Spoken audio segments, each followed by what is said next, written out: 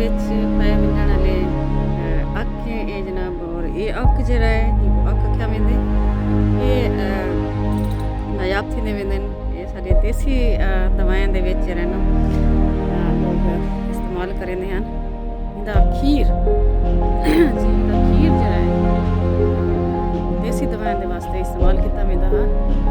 ਖਸੂਸਨ ਜਿਹੜੇ ਦਾਇਮੀ ਨਜ਼ਲਾ ਹੁੰਦਾ ਹੈ ਨਜ਼ਲੇ ਦੇ ਬਿਮਾਰ ਜਿਹੜੇ ਲੋਕ ਹਨ ਉਹਨਾਂ ਦੇ ਵਾਸਤੇ ਇਹ ਅੱਖ ਜਿਹੜਾ ਹੈ बेहतरीन होता है जनाब खीर लकड़ी जी है नाल जनाब थोड़े दे पियो लकड़ी है वाली लकड़ी के नाल जनाब खुश किता में लकड़ी खुश करते जेडे औखे लोग पीते देहाती देसी हो गए ये होंगे नड़िया बनाया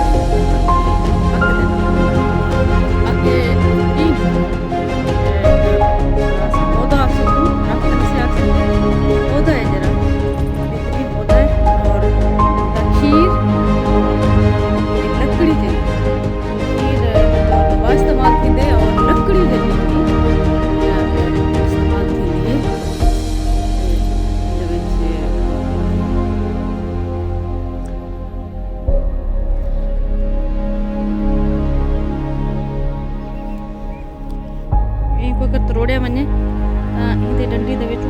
खीर निकलते जी जनाब बिल्कुल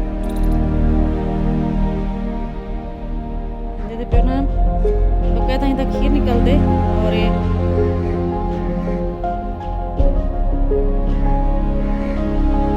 खीर सड़े दे पे जी अगर तरोड़िया वने तो इंदा बकायदा खीर निकलती और ये खीर बतौर दवा इस्तेमाल करेंदे हैं सारे बुजुर्ग और इहदे अद्वियात बने हैं ये बिल्कुल जिवें खीर कहीं जानवर का खीर है जिवें बकरी या कभी बड़ा घाटा घाटा खीर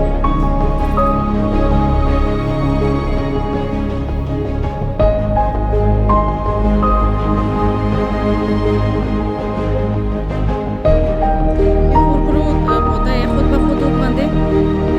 बेचने की जरूरत क्या नहीं होती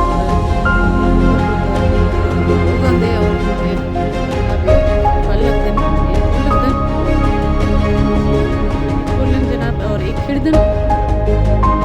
इनके बाद कुछ अरसे बाद जनाब होते ना अंब दे जिवें अंबलियां होते ना उस स्टाइल दा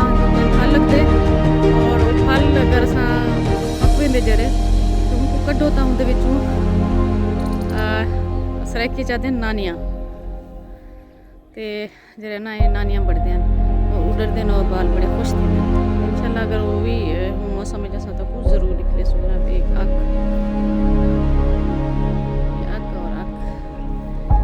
लकड़ कहते नाल कहते नड़िया बनाया में जी बिल्कुल कपी मना ले जो लोग उन्हें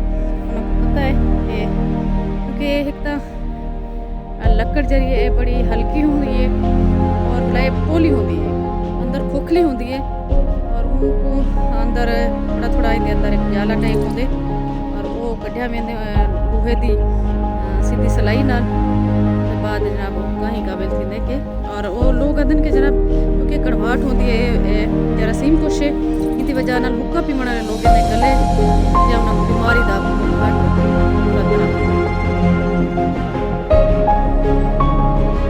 जनाब अज तुस अग की पैदा डिठन और अग का जरा इस्तेमाल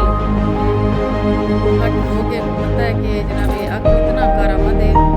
और इनका क्या क्या फायदे हैं कई हकीम को चले वनो कुछ तो एक फायदे दसे लेकिन इतना ये बेकार शायद समझते हैं खड़े थे अच्छा इनका एक ये भी होता कि पिछले यानी कि हाल करेशू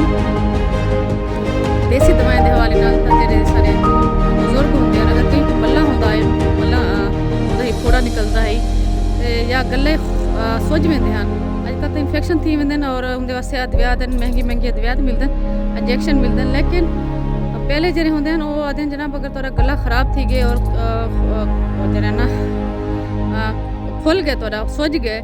ਤਾਂ ਅੱਖ ਦੇ ਪਤਰੇ ਪਤਰੋੜ ਔਰ ਇਹਨੂੰ ਹਲਕਾ ਹਲਕਾ ਤਵੇ ਤੇ ਗਰਮ करते ਤੇ ਉਹ ਗਲੇ ਤੇ ਬਾਤ ਤੇ ਨਾ ਉਤੋਂ ਪੱਟੀ ਬੰਨ੍ਹਦੇ ਹਨ तो दूसरे जड़े बाद वो बिल्कुल ठीक थी मैं गला एक खाला है ना वो देसी दवा बड़े नहीं हैं और जनाब वो जरा ना नज़ला जिको असा तो एलर्जी आ तो वो नज़ले की दवा का ये होंदा कि जनाब वो देसी चावल होंगे उन्होंने भगो गिंदी और सब खीर होंदा खीर अक्क दा खीर वो आदि उहदे विच बसा रखदी जे खुश्क थी वेंदा पर इसते जनाब